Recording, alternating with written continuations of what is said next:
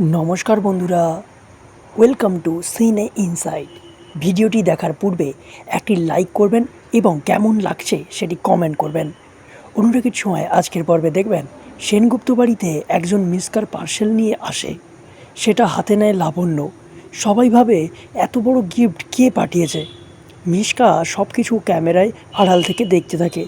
সেই সময় লাবণ্য গিফট বাক্স থেকে টিকটিক আওয়াজ শুনতে পায় এবং পরে পরে সেই আওয়াজ আরও বাড়তে থাকে। রূপা বলে, এটাতে তো ক্যামেরা লাগানো আছে। এটা শুনে সূর্য লাবণ্যর কাছ থেকে বাক্সটা ছাড়িয়ে নিয়ে বলে, এর ভেতর নিশ্চয়ই বোম রাখা আছে, তোমরা সবাই এখান থেকে চলে যাও।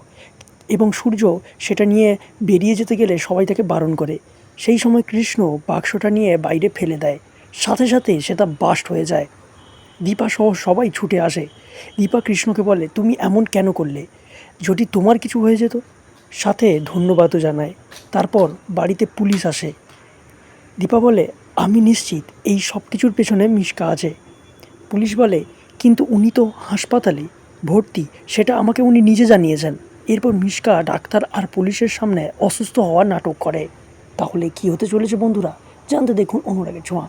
ভালো লাগলে আমাদের চ্যানেলটিকে সাবস্ক্রাইব করে পাশে থাকবেন। ধন্যবাদ।